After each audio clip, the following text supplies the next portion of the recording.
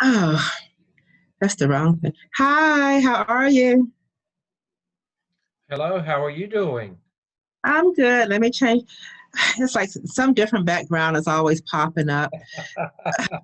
Let me find something else today. Okay, okay. Uh,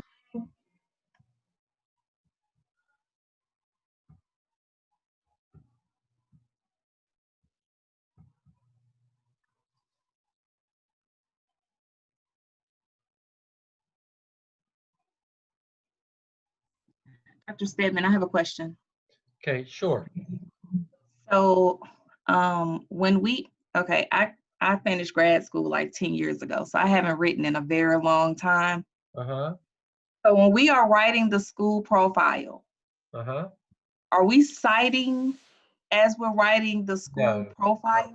no, you don't have I mean, if you see anything in there that really stands out, any quotes or anything like that, you may want, but pretty much you're just writing a story. That's all you're doing. It's just a narrative is all it is. So when I talk about like the lower middle class and the population of If the you zip code. if you pull that information from a site, yes, you need to cite that. Okay. But Yeah, if I'm just writing it from my own personal thoughts. yeah, your personal thoughts, you don't have to do that. But yes, statistical data, wherever you pull that from, then yes, I would include that as referenced information. And you don't Okay. have to necessarily show show that in the document. You can show it in your running reference section. Oh, You for that one, you don't have to have a reference section at the end of that. You can just show cite that that you've used information from a source somewhere in your running reference section when you do that. At the end of task one, you can just show mhm. that. Okay. Does that make sense? Yes. Okay, and then Okay. that you would just include it in your running reference section after that. I feel like I'm overthinking this thing. You probably are, but that's um that's okay. Okay, thank It's you. okay. I'd rather you overthink it than not to think it enough. But you will figure it out. But don't make it too much of a burdensome task, though. It shouldn't be. Okay. I see I have some people that are agreeing with me on this. It's been a while, Dr. Stebbins, since we've written.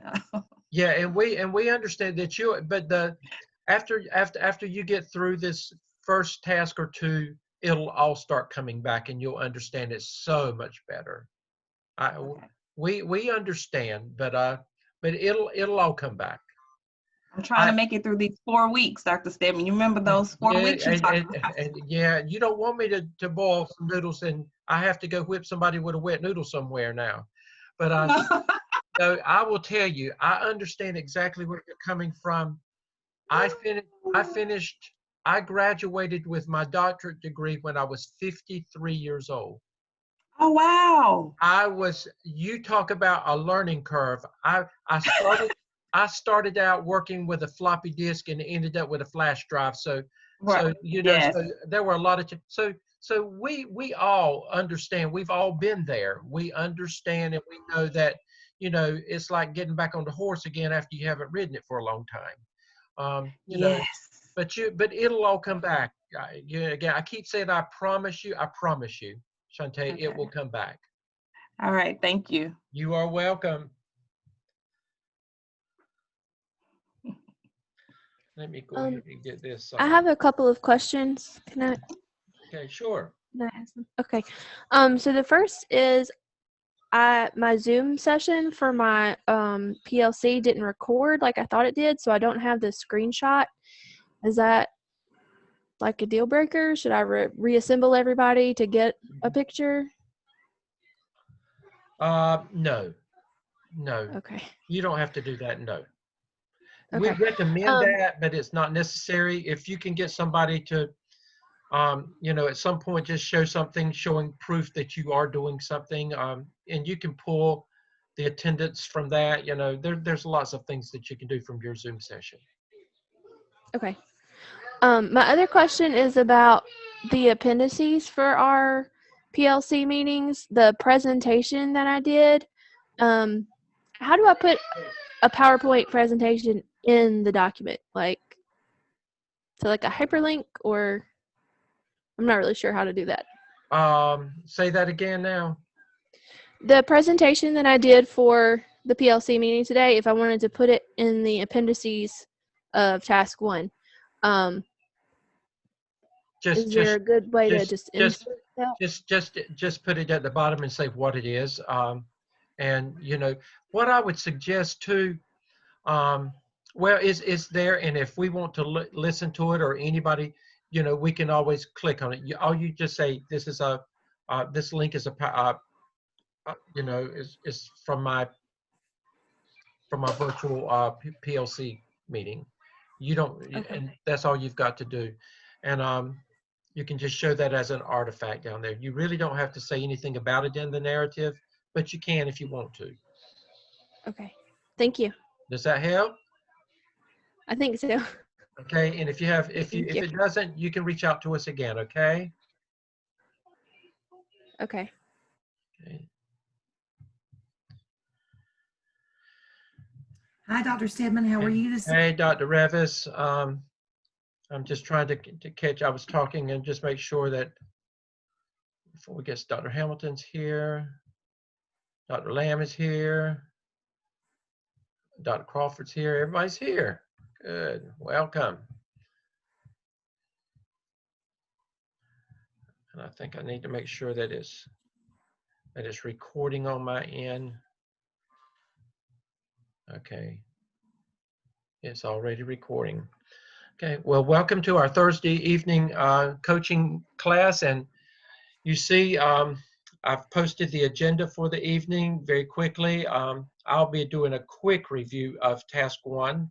Dr. Revis is going to be reintroducing just a quick overview of task 2, prompts 1 and 2, that you will begin working on before this week's over with, most of you, I'm sure. Dr. Hamilton is going to go over the peer review process that we all shared with you on Tuesday night, but she's going to go into much more detail with it.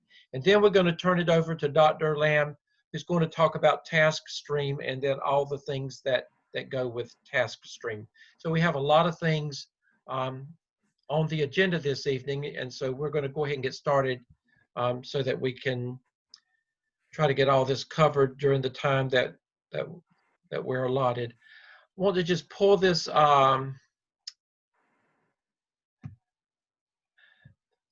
this is just simply a document, and you can find this under week 2 in Blackboard in mine, and then the others will, I think they have it already from, this is basically from last, wait, that's not it, I'm sorry. Let me pull it up. Quick, here it is. This is just a quick look at AAPSL Task 1. And I'll send this, Dr. Revis, I just doctored up what we did Tuesday night a little bit and put some color to it, and I'll send it to you and to Dr. Hamilton as well. This is just a quick look at what is due for us this Sunday night for peer and instructor review. Again, let's quickly go back, your school profile. Just remember, this is the story of your school. And again, just answer the question, do not overthink this. It's, you know, you're just, all you're doing is telling about your school. Now, somebody asked the question about, do we reference or do citations, and that if you pull statistical data from a source somewhere, then yes, you would put that in your reference section. But again, don't make that bigger than what it should be. It's just a page or two about your school. You're telling about your school. And a lot of this information, as Dr. Lamb said last week, if you go back to your advanced ed studies, in any type of studies that have been done in your school, they have to do a profile. So the school profile probably is already out there, and you can look at it and you can tweak it to fit the needs for your evidence work if that works for you. But again, do not overthink it. Remember, the next thing you do, and these are the headings that you will use: PLC research, Remember, the PLC research is a minimum of 3 sources, and one of them must be a reference to Richard DeFore. And you're just simply, in your research, what is a PLC? What does a good PLC look like? How is a good PLC conducted? What are the norms, etc.? And this is all according to what the research says. Go back to Blackboard, look under your AAPSL template and materials section, and then always look under that particular week, weeks 1 and week 2. There are lots of resources that we have embedded in Blackboard for you to be able to use. So, just remember that. Let's go on to number 3. The next Dr. thing you do, yes. Dr. Stedman, you're breaking up. We can't hear you. Everybody is on the chat. There's something wrong with your sound. Okay. There we go. Can you hear me now? Yeah, now we got you. Okay. Again, how do I need to go back and say anything from what I already said? Okay, number 2, PLC research, a minimum of 3 sources, and one of them must be a reference from Richard DeFore. What is Now it? you're breaking up again. I don't know. Now you're not. Can you hear me? Yeah. Oh, I hope this doesn't mess up our recording tonight, Dr. Lamb. Now you're good right now. Everything's good. Okay. Okay. Again, the PLC research with a minimum of 3 sources. You know what to do there. PLC team, remember 4 to 5 members. You select them and you talk about why you chose them, what are their strengths, what are their educational credentials, etc. Then you have your first PLC meeting, and many of you have already had that meeting this week. If you haven't, that needs to happen. Did you conduct your first PLC meeting and lead the PLC to discuss the vision and purpose of the PLC, establish your norms, etc.? All you're doing is bring your team together and talking about what they're going to be helping you do this semester. Again, there are excellent materials in Blackboard to assist with this. And finally, your reference section, APA 7th edition, and then an appendices, and at a minimum, your email to conduct the PLC with an affirmative response, meeting agenda, and minutes of the meeting, sign-in roster, etc., etc. You can also include a picture of your presentation as an artifact as well. And then finally, did you follow the template? Use the template with the correct headings and subheadings with APA 7th edition. Again, this is what is due to us Sunday night by 9 o'clock. Okay, and we've during our class on Tuesday evening. Okay. Next, we have Dr. Revis, who is going to talk with you about just a quick overview of task 2 of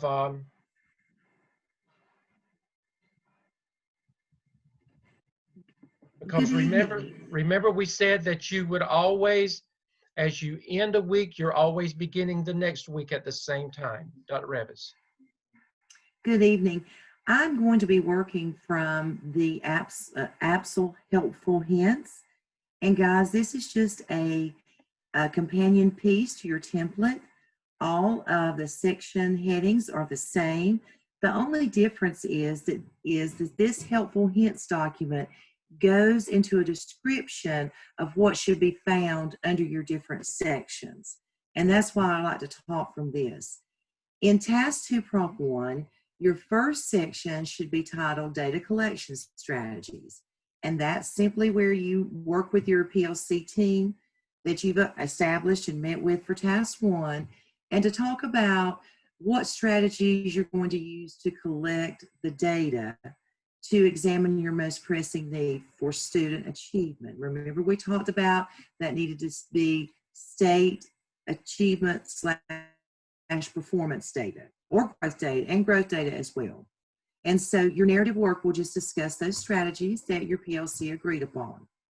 In the second section, once you've done that, then you will decide what criteria or process are we going to use to examine this data and come up with identifying our most pressing need. Are we going to look at data and say, if we have groups of students that are more than 5 percentage points below a state average, that we're going to address those areas, or whatever? What criteria and what's the process? Your third heading is collective data analysis. So once you do that, the first two steps, then you're down into describing how you took a detailed look at all of your data points. Now you should thoroughly disaggregate your data. Dr. Stebbin, if you'll scroll on down, and you want to look at subgroup data and dive down into it as deeply as you can go. And now you're describing that analysis. Now be sure you're showing and demonstrating in your narrative that you are facilitating or leading that PLC, that you've just not done all this work and presented it to your PLC. And the last section is your most pressing need. How did you determine your most pressing need, and what is it and why? Okay, so in task 2, prompt 2, here you're going to tell your story graphically. It's narratively presented in task 1 and graphically presented in task 2. And here you're going to use those figures that Dr. Bishop talked about in our APA style guides. You will have to describe what the figure is about and what it represents. So be sure you do that. Don't just put a bunch of figures out there and leave us to figure out what you're talking about or what you're describing.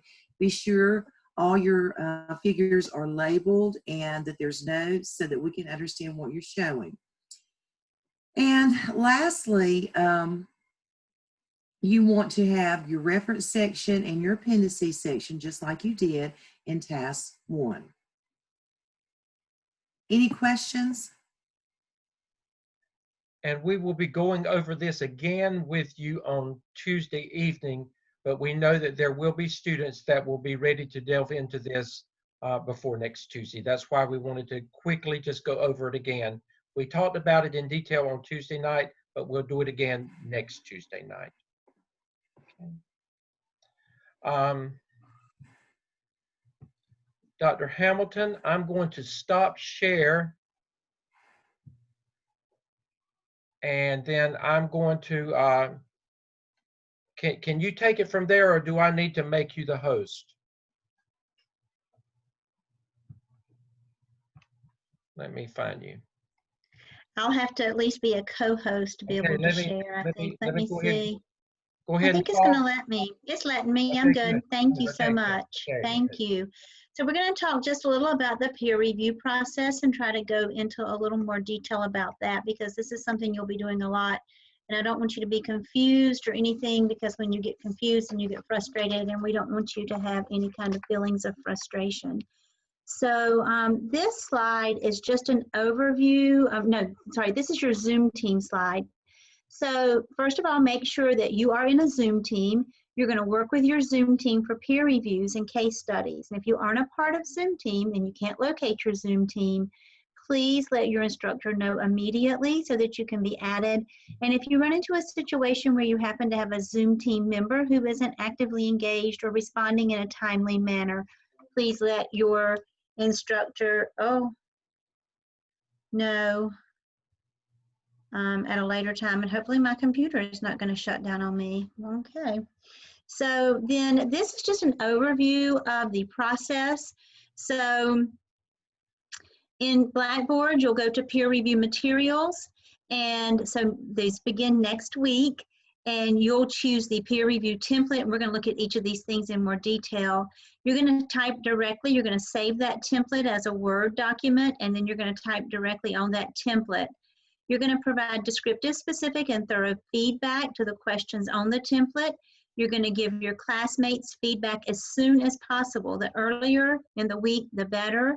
You're going to gain experience with providing feedback to adults, and you're going to gain insights on how to improve your own work through this process. The first 2 peer review templates are due no later than Sunday the 31st at 9 o'clock. You're going to reply to your classmates' thread, and we'll look at this in a few minutes too, in AAPSL Task 1 for review next week. You're going to upload your 2 peer review templates in Blackboard, AAPSL completed peer review Dropbox. So you'll have a total of 4 uploads each week. So you can locate all your peer review materials that you're going to need in Blackboard. So in Blackboard, you will go to peer review materials right here, and you'll see the peer review process and the template. So you'll open the template right there. You should be able to see your Zoom teams right there. There are peer reviewing tips. And then this PowerPoint that we're looking at right now can be uploaded in there as well by your instructor. So let's look at each of those pieces just a little more in detail. So on the peer review template, which is in Blackboard under peer review materials,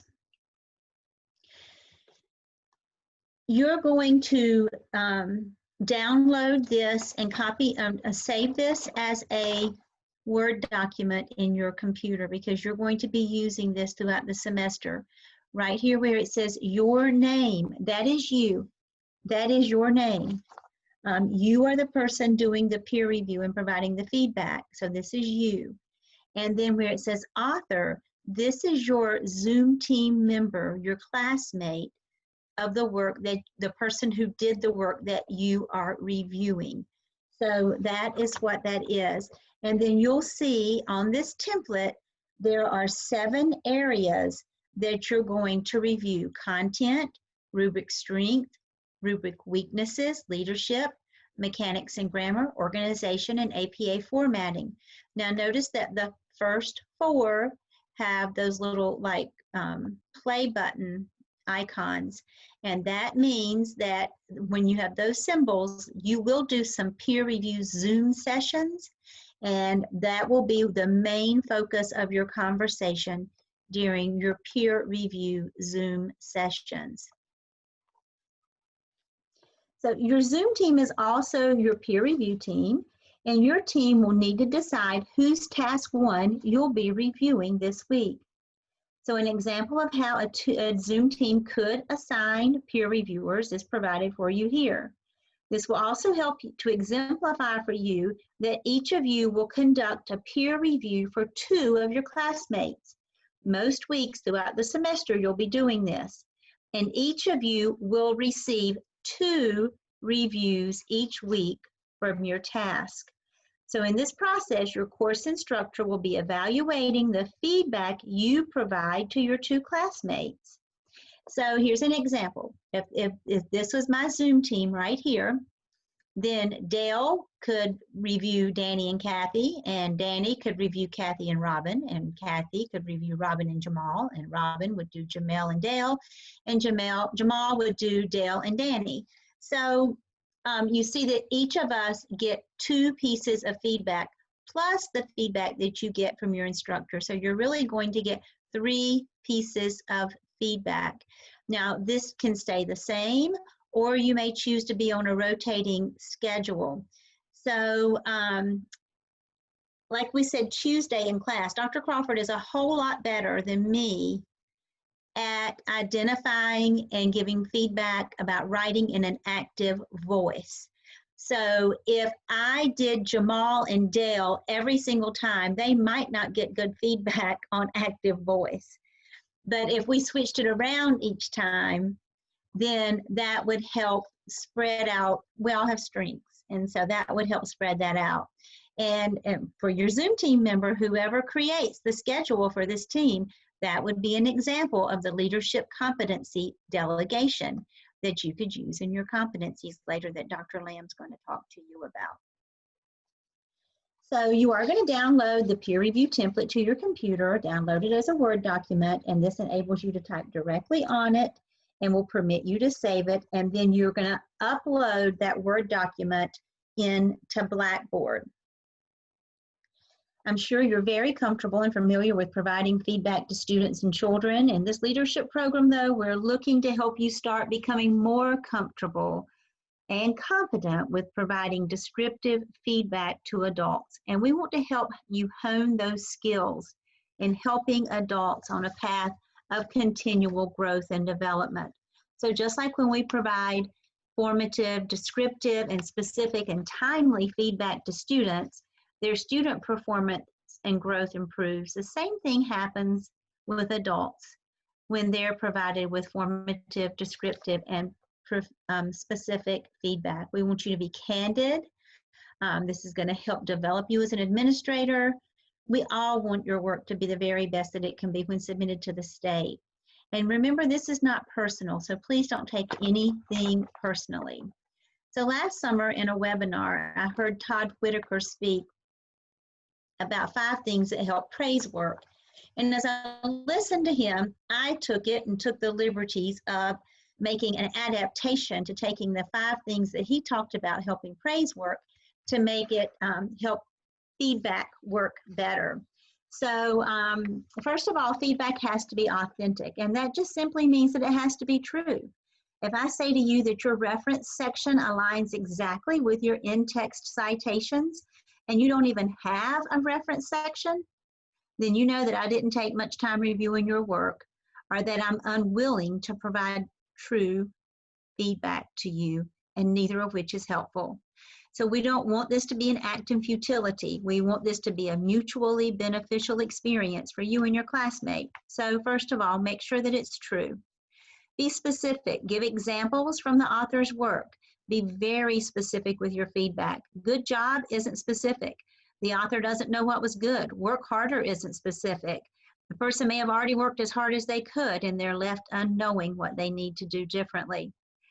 If it is specific, like your reference section has the correct use of APA formatting and the use of hanging indents, provide that specificity. Give that example from the author's work. That builds efficacy in your teammates. That encourages your classmate to try to learn even more about APA and be even better at it in the future. And the efficacy you build in your classmate can extend to your classmate helping other members of your Zoom team be better as well. So we want this to be a mutually beneficial growth opportunity for everyone. The third part is for feedback to be immediate. One of the key components of feedback is that it's timely. Your peers will upload their AAPSL to Task 1 no later than Sunday night at 9 o'clock. One of the first things you'll want to do that week is your peer review process. This gives your peer time to look at the suggestions you gave and make revisions, and it also allows you time to improve your own work. The earlier in the week you can do this, the better. You may learn something by looking at your peer reviews that helps you think, oh, I didn't think about adding that to my school profile. I'm going to go back and add that to mine too. So this is a reflective, mutually beneficial process that helps your peers and helps you. You'll find that reading your peers' work will help enrich and enhance your own work. It's mutually beneficial. Then you want your feedback to be clean. So for example, you don't want to say, I think Gardner-Webb said that they wanted us to use Times New Roman 12 point, but you used Pacifico, and I really like Pacifico better than Times New Roman. It really is a prettier font. So I'm sure they're not going to mind. That's not clean. That doesn't help. So keep it clean. And then private. This is a confidential process, and you shouldn't discuss anyone else's work. We always want to be respectful to everyone's faces and their backs, and confidential. You don't want other people talking about your work, and we don't want to be out talking about other people's. This is a pivotal tenet. Confidentiality is a pivotal tenet of leadership, and it's a pivotal tenet of establishing trust and respect. And those are 2 things that are invaluable in leadership. So the biggest determinant of your feedback is your ability to build efficacy in others, which is one of the most important things too that you'll be doing as a leader. Remember, all of this work goes to the state, and all of us want it to be the very best work that it can be. Then Dr. Revis was kind enough to share an example of a template for us, for you to sort of get an idea of what this is going to look like. So Dr. Revis is the one completing the template in this scenario, and she evaluated Dr. Stedman's work. So you'll notice right here that under content, she said the information is aligned with the content of the course. There was no reference to any of the class readings or textbooks in your evidence. This could be easily fixed by going back and including information from the sources in your analysis. Ubin is a great source for this artifact. So, you had reading assignments. I didn't see anything about that in your work. And I know Ubin, some of our reading assignments was what you could have included, so that's a great resource. So please notice that the rater is specific, not only points out weaknesses, but offers suggestions. And then in rubric strength, the school setting, you have a good description of the school setting. You did a good job describing the area in which the school is located. Talked about the student and staff cultural diversity, gave examples from the narrative. So the peer reviewer did an excellent job of unpacking the rubric and noting strengths of the work here. And then any weaknesses. So she says in community setting, please try to include some external demographic information and student and staff cultural diversity. You may want to include the number of teachers in each department and the amount of male and female teachers. Student achievement, give a brief written analysis of statistics. I couldn't find any discussion as to why you selected the team members for your PLC. What were their qualifications? So that gives the author constructive, positive feedback and comments on how to reflect and to move forward and make that stronger. And then in leadership, they said it was demonstrated in the description of leading the PLC through norm setting. So we've talked about that a lot in our class for sure. Developing a vision and a mission. I would expect that a recording of the meeting will be submitted as an artifact. So very specific again. Then mechanics, gave more specific evidence there. And then organization and the APA formatting. And please help your colleagues by cross-referencing those in-text citations with the reference citations, because that can become very, very tricky, and everybody needs help with that. Here she had written, you may want to recheck your APA format on your in-text citations. I see a few errors. And so also check your formatting of figure 2. So that gives the author something specifically to go back and look at. And we can upload these as well in week 2 so that you'll go back and be able to see that and use that. And thank you again, Dr. Revis, for that wonderful example. So when you get ready to submit your completed peer review templates, and remember you're going to review 2 of your peers, you're going to, so next week you'll be reviewing AAPSL Task 1 for 2 of your colleagues. You're going to upload the completed peer review template in 2 places. The AAPSL Task for Review, and then you're going to upload your template in your completed peer review Dropbox. Now that's what you get graded on. So we're just going to look at that. This is what it's going to look like in Blackboard, but let's go to Blackboard just so that you can see that quickly. You will go, so you're going to go to, you're going to do your AAPSL Task 1, you're going to go to AAPSL Task for Review.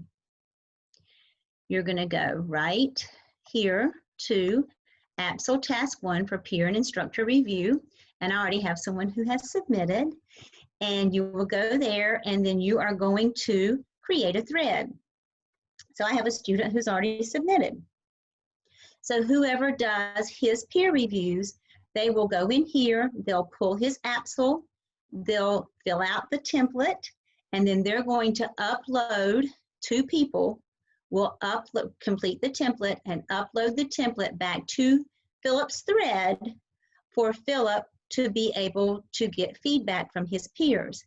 So if Dale and I reviewed Philip, we would do our things, our templates, we would upload them as a Word doc back to Philip's thread right here. And then we would also go right here to the completed peer review Dropbox. And so if I reviewed Philip, I would go right here to AAPSL Task 1 peer review, and I would upload Philip's peer review template there, and I would submit that. And because my instructor is going to give me a grade here, and I would go back to the peer review Dropbox. You see task 1, there are 2 task 1s, and let's say that I also peer reviewed Dr. Lamb, I would go in here and upload Dr. Lamb's. So those are the places that you will upload your peer review templates. In conclusion, you're going to conduct 2 peer reviews. You'll start on your next task and you will revise your previous task all in 1 week.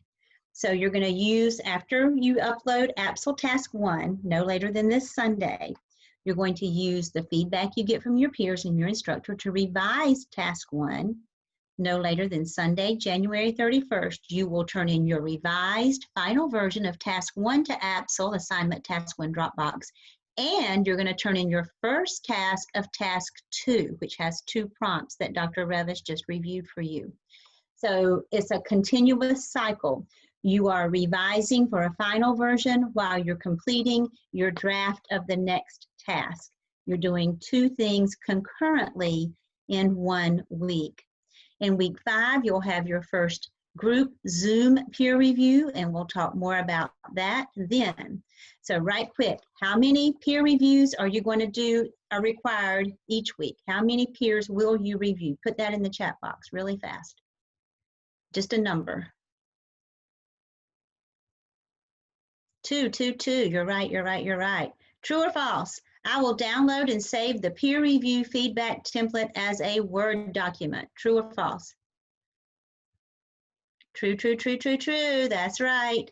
Okay, true or false? I will upload each completed peer review feedback template in a Word format in Blackboard AAPSL Task for Review, the peers thread, and in AAPSL Completed Review Dropbox. True or false? True, true, true, true, true. Great, perfect. Any questions? Thank y'all. Any questions?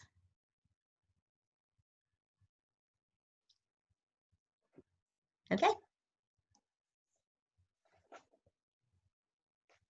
Thank you, Dr. Hamilton, and thank you, Dr. Revis. Now, Dr. Lamb, it belongs to you.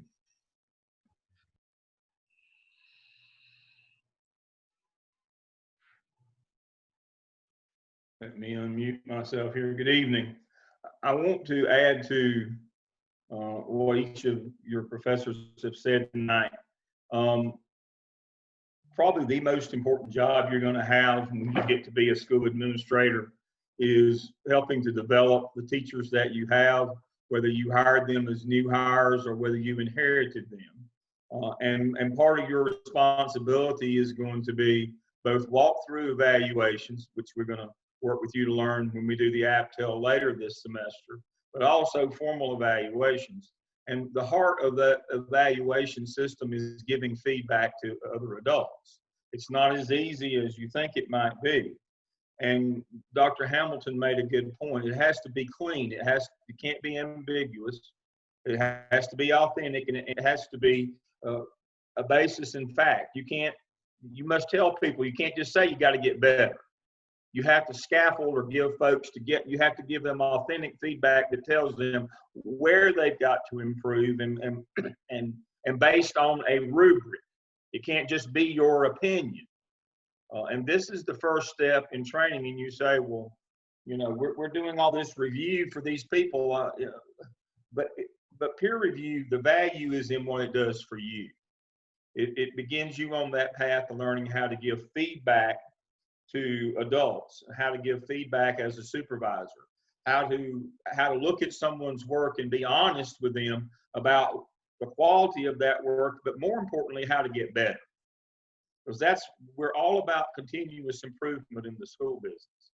If you don't have that ability to communicate to people why something's good or why it's not good and how to fix it if it's not, then you're of little value as a school administrator. Your teachers will not ever get any better.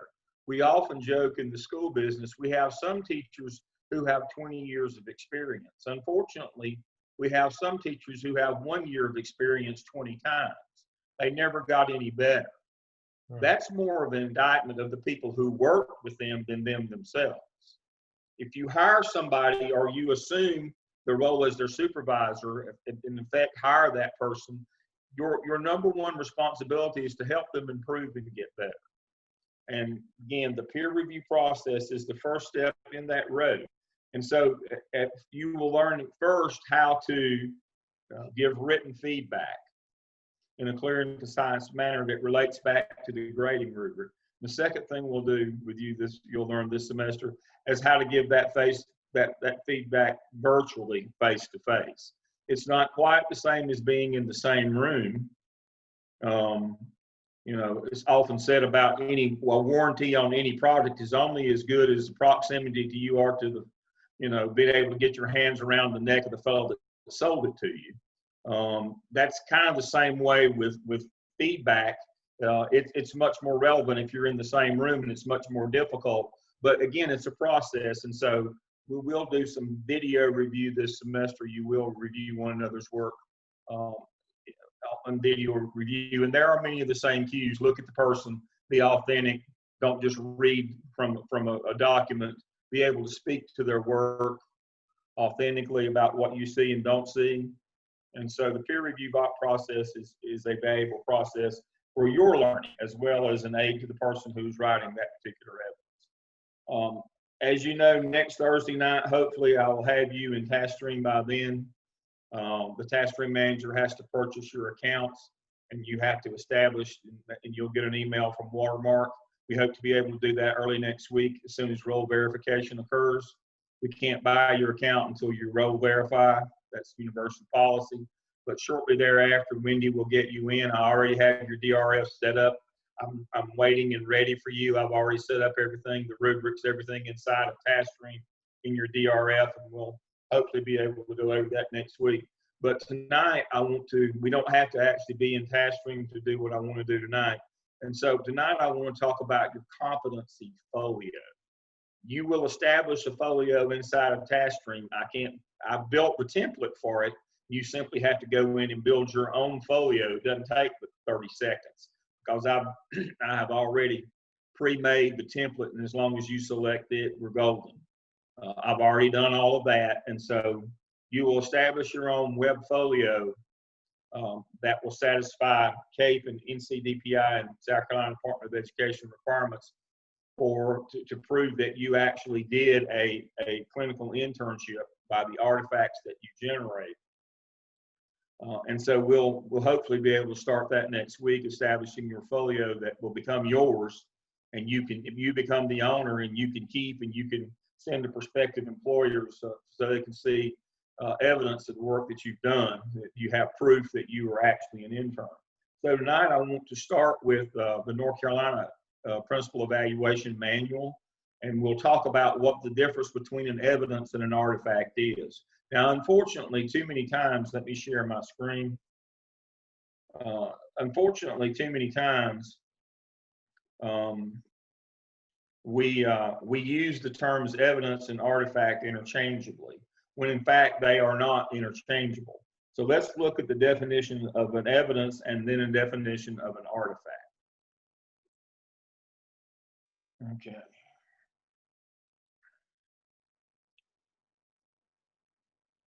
All right, we'll start with an evidence. An evidence is a document that demonstrators confirm the work of the person being evaluated and support the rating on any given element.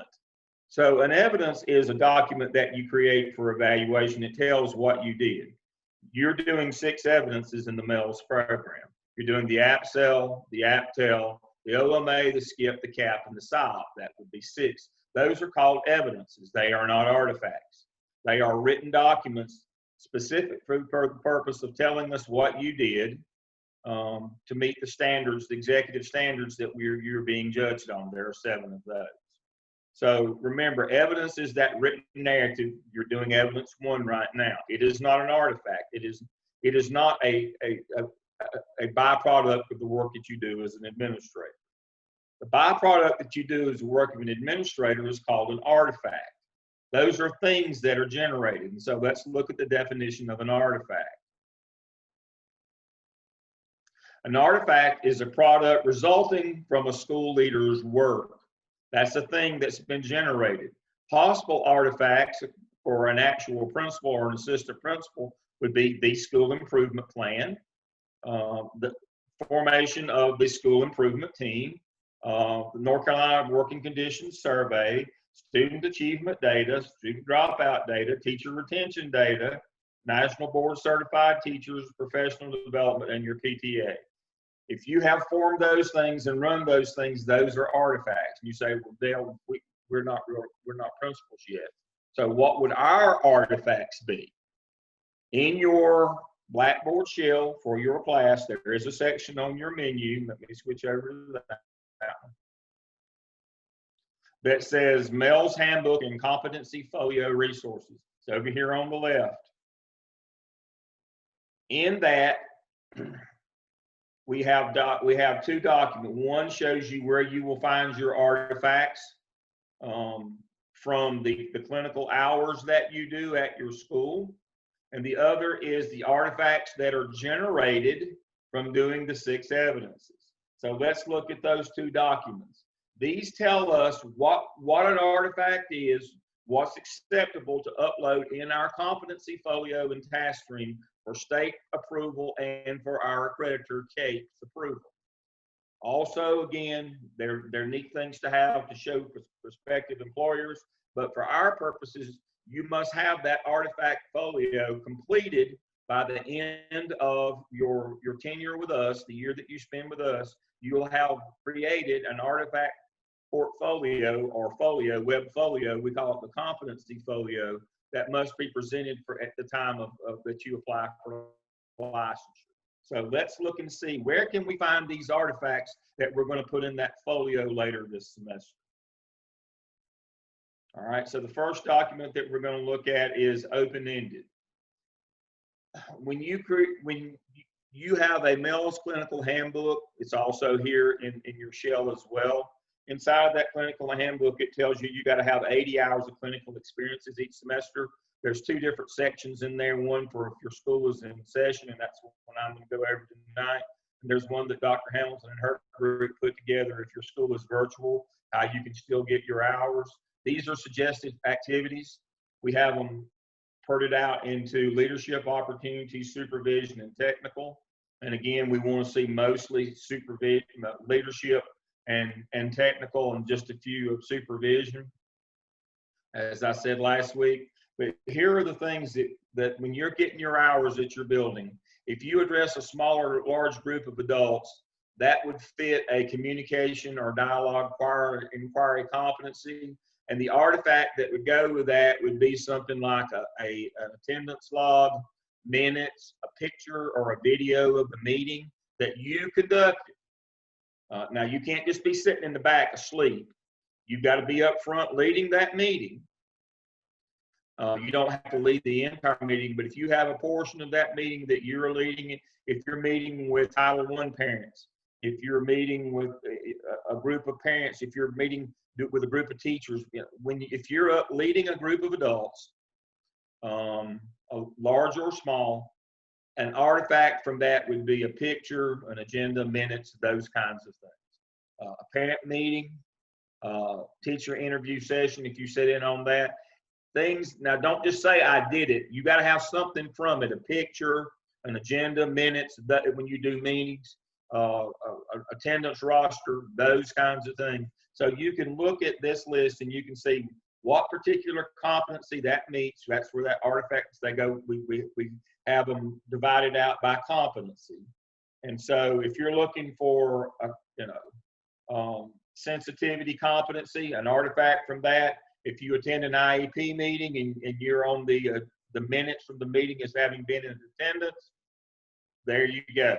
For example, my university committee met yesterday, and you notice when we do minutes from meetings, and I'll show you the minutes that I did. I actually was the minute taker yesterday. Let's see, right here.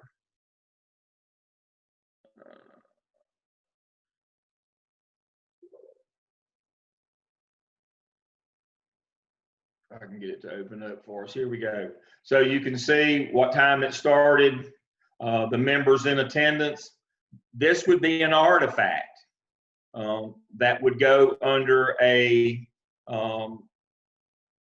this one would probably be global awareness, something to that nature, but I'm on the EPSC committee for Gardening Webs. We're all assigned to different committees. But you can see, since my name is on this, it is an artifact. Now, one of the things that I see students do from time to time, they'll turn in minutes from a meeting. They won't have their name on it, signed by the person who took the minutes. Down at the bottom, it will have my signature. There it is. So I only have to do this once a year, but every time if I show up, somebody attests that I was there. That's independent verification, and that's the point. This long-winded point is a picture is pretty good. Is a pretty good artifact because it's indisputable if you were there. But if it's going to be a written document, it really needs, like minutes. We need to make sure that somebody has taken those minutes that attests that you were actually at that meeting. So don't make your artifacts hard, but don't stretch our credibility or your credibility either. Make sure that you understand. We want solid proof, an artifact or proof that you were actually in that meeting if you're going to submit that as an artifact. And so you can see from your open-ended here all the different things that you can do that would generate artifacts. So that's the first of these things. So that's from the clinical hours that you get. You generate artifacts by doing that work, as well as when you do your evidence work. For example, we're working on the AAPSL right now. Here are the artifacts that will be generated. So don't lose them. Don't save or throw them away. Make sure you understand you're generating artifacts by the work that you do. So that email permission from your principal to form your PLC, do not throw it away. Don't delete that from your email stream. Simply screenshot it, and that will become a PNG. And you can save that to the pictures folder on your computer in File Manager, and you can upload that as an artifact. Your PLC agenda, your PLC minutes, pictures of your PLC meeting. That when you do your research when your PLC starts its first meeting and after it does its norms and values, when you sit down at your second meeting to start doing your data dive to find your most pressing need, what does our data say? You'll have to collect that set of validated scores from your school. That would be an artifact that you collected all that material for your PLC to review to find what is our most pressing academic need. Research study abstracts, when you do your review of the literature and your annotated bibliography, you will pull up abstracts. You'll use Bulldog 1. I'm going to show you that. That's probably the last thing I'm going to show you tonight is Bulldog 1. And then pictures of video of your action plan presentation. Now, it continues along with the AAPSL and then into the OMA, but we have purred out for you all of the artifacts that you will generate. Now, you need to figure out what media, how you're going to actually capture them, whether it be a picture on your phone. You can take a picture on your phone. That's a JPEG. You can upload those, screenshots, PNGs, PDF files, Word documents, but try to avoid just things that are just narrative. We want to see things, pictures. We want to see products of the work that you did. So that's what's going to go in your competency folio. And you get to decide what it is, what best represents you as a leader. That's what we're always looking for, is things that show that we took a leadership role. We weren't just pigtailing at the end. That you were the show. You were out front. And I will tell my story on that one as I close this evening. But I do want to show you and remind you, I know you've been working with Dr. Bishop from the library. What a wonderful session she did for you folks last week. But when you start your research, I want to remind you, Google is not a professional search. Now, Google, what is it? Google research or Google data is, but just Googling things, that's confirmation bias. Whatever people look at the most is what pops up, not the most relevant or the most realistic or true or the most professional. So what we prefer that you do when you do your literature review, and some of you are already probably to that point. Let me get out of this and go back to Blackboard. Inside of Blackboard, there is a library tab right up here. You don't have to do anything to make it pop up. It will be there. When you click on that library tab, look there what comes up. This is Bulldog 1 right here. And say you want to do professional learning communities, or or to start your research, or you want to do reading fluency or something like that. When you figured out your problem is reading, and you boiled it down to fluency. You want to read some professional articles for your annotated bibliography on fluency, and I'll bet there'll be one on phonics. I don't know. Let's see. Spelling, fluency, reading disabilities, meta-analysis, fluency, reading comprehension, synchronization, fluency, abridged reading comprehension, fluency, and reading comprehension. A lot of different ones in here. And what you're looking for in these articles are a setting or a school, or you're looking for a goodness of fit. Something that looks like your school, or is similar to the conditions that you are working in at your school. Now, what was mentioned earlier tonight is Dr. Crawford's really good at helping you with certain things. That maybe it's writing in the active voice, or but one of the things that Dr. Crawford talked about last week is your school profile. One of the reasons why we want you to know what your school looks like both inside and outside is when you start doing your research, don't pull articles from Bangladesh. We want you to pull an article that from and research from a school that looks like yours. And how do you know what your school is unless you know what your school profile is? And so don't be pulling articles for high school if you're in an elementary school. You're looking for a school that looks like yours. And so,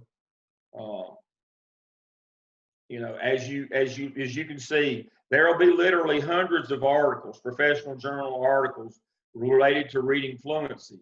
Don't just pick the first 6 that you come to. Make sure you find some that look like that the setting for their school or their research was similar in grade or profile to the school that you're working at now. That's a very important part of doing research. We call that goodness of fit. So we're going to Bulldog 1 to do our literature review, and then extend that literature review into our annotated bibliography of articles. Don't just pick the first 6 that pop up. Find articles that are relevant to your situation. Make sure they look somewhat similar to your school profile. All right, I'm going to pause and catch my breath now. Again, we're going to build artifact folios in Taskstream of the work that we've done, the research that we do. One of the biggest artifacts from the AAPSL is all of these research abstracts, the data that we use to figure out what our most pressing need is. There's a way that we do that. We can't just pull random data. It must be validated test scores that are on our school's report card. Those are the scores that we're going to be looking at to make our decision for our most pressing need. Once we figured our most pressing need, we're going to do a literature review on that, and then we're going to drill down to a annotated bibliography, and those should look like our school. So it's not random. There are certain rules about how we go about identifying what data we use to identify our most pressing need, and there's rules about what articles we pull in our literature review and our annotated bibliography. They have to resemble our school. So if you can remember those 2 things, you will be successful in the next stage of building your task for the AAPSL. You're going to start out by building your PLC. You're going to do your data dive, figure your most pressing need, literature review, annotated bibliography, build an action plan to address those, and then you're going to address your competency class. So there is a specific way we do this. Now, The good thing about this, stop with my share here. This is the way you do it every time in real life. This is the way you do it when you become a principal as well. You don't just do random disconnected things. You don't put 2 and 2 together and come up with 22. There is a process. We're teaching you the process. This is the exact same process that you will use when you become a principal. It is rooted in the scientific method. It is not a random process. It's one that can be easily followed by everybody that is following behind you and seeing your work. And it's also a very easy way to be able to when people say, well, why did you make these decisions? Well, it's very simple. Data and the research told me to go. I followed the scientific method. I didn't, the worst answer you can ever have is when somebody asks you to justify, what was your process in making this decision? And the best you can come up with is I went eeny, meeny, miny, mo. That doesn't work well when you're using, especially in public schools where you're using public funds, taxpayer dollars. That's not an appropriate answer. You need to say, I followed the scientific method, the process of how I arrived at this decision. And generally people, if you can explain that to them, you will be fine. But if the best is I just like that, or I thought, or, people were saying, or, something off the top of your head or other parts of your body, that's not going to be good enough. That is not going to be good enough. And so I wanted to make sure. I've got 3 minutes left. I'll tell a quick story. We need you to be leaders. We need for you to be leaders. You can't just be involved. You've got to be committed. I worked in Charlotte for the last, Jamal, I worked there, nearly 20 years. I was an older man when I got there. But anyway, one of the famous stories, I was principal, and Jamal and I were at the same school, different times on the east side of town. Before Jamal's time, one of the big things is when the circus would come to town. The original Charlotte Coliseum was on the east side of town over in our district. And actually, our school years ago actually worked the concession stand at the Coliseum. That's how our booster club made money. But every year when the circus would come to town, we would go out and walk across the bridge and go over, and school kids would line the Monroe Road over there on the backside of the Coliseum, and they would unload the elephants, and the circus would come marching through up Monroe Road to the Coliseum, and the elephants would be all the kids would go crazy for the elephants. Everybody wanted to see the circus. They'd have the clowns and everybody would be coming, but the big deal was the circus. And of course, if you have elephants, what elephants leave behind. So they had a man with a shovel and a broom cleaning up behind the elephants. And somebody said to that man, so that's a terrible job. Said, if I was you, I'd quit that job, having to pick up after those elephants. And the man said, and I quote, "What? And give up show business? You can't be the person following the elephant. You got to be out in front leading. You can't be the pigtail. You can't be the person at the end. You're not really the show. We need for you to learn that when you're in a meeting, you've got to be the show. You've got to be the leader. You can't be the guy cleaning up behind the elephants." And so that's my story, and I'm sticking to it. So I'll leave you with that tonight. Thank you. Okay. Thank you, Dr. Lamb. Again, thank Dr. Hamilton and Dr. Revis for their presentations. And Dr. Jamal, we're going to, your words of wisdom, we're going to let you close out with us this evening. I don't know how wise I am, but folks, I'll keep this simple. I've said to anybody that asks, one of the most difficult parts of the school year for most principals is the time of year we're going into now. And as a principal, I'll be honest with you, I despise February to June. It's because you're juggling so many things. You're closing school, you're preparing to open school, staffing, closing out budgets, preparing next year's budgets, deadlines on Title I budgets if you're a Title I school. So there's a lot going on. And what I wanted to say to all of you is all of you are working in schools in some capacity, and you've decided to take on a master's program and an accelerated master's program at that. So to all of you, I wanted to say, one, you make sure that you are learning to balance and juggle your time. There's going to be a lot going on, and unfortunately, there's no way to stop that particular train from coming down the track.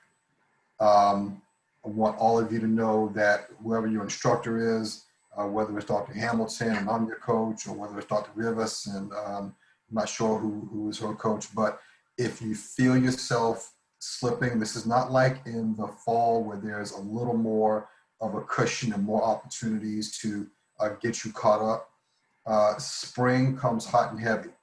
And if you are, and that's not just for you, but when you're trying to get information from principals and assistant principals that are already stressed and pulled in different directions, it's very easy to slip behind.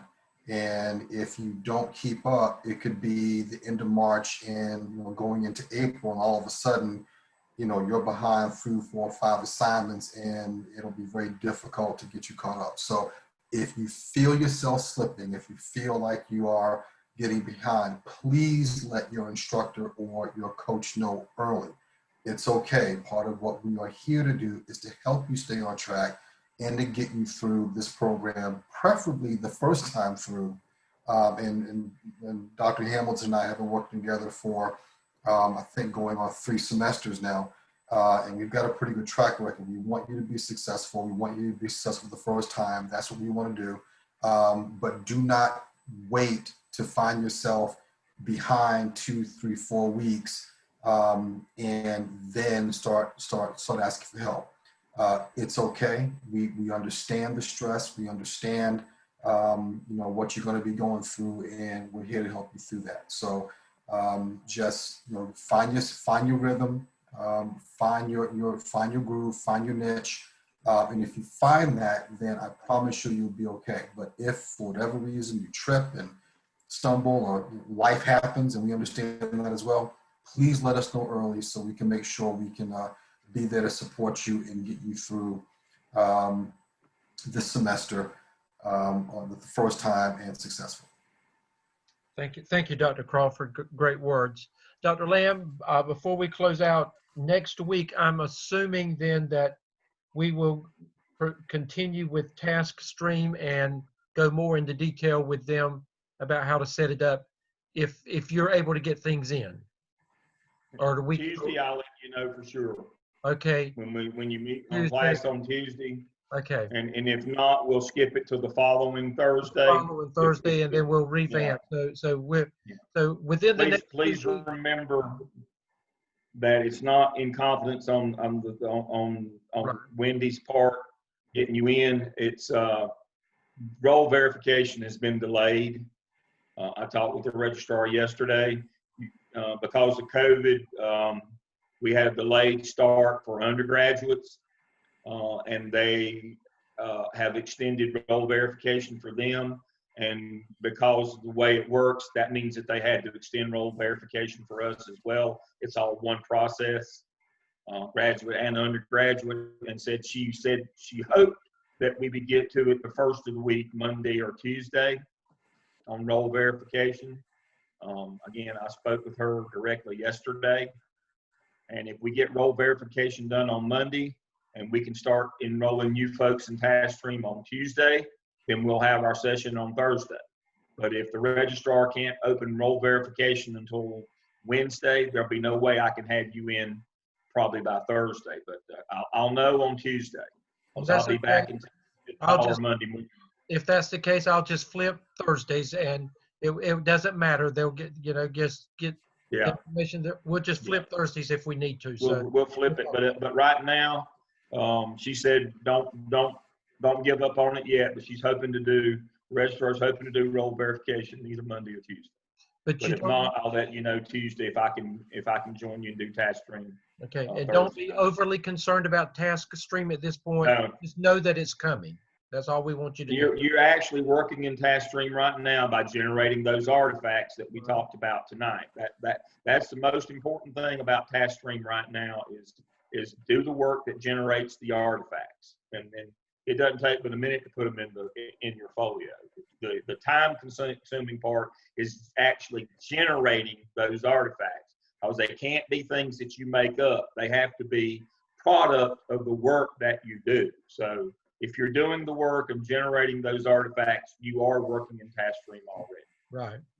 But anyway, well, thank all of you for joining this evening, and we will have a great weekend. We look forward to seeing excellent work turned in this weekend, and we'll see you next Tuesday. All right. Good night, everybody. Bye. Thank you. Bye.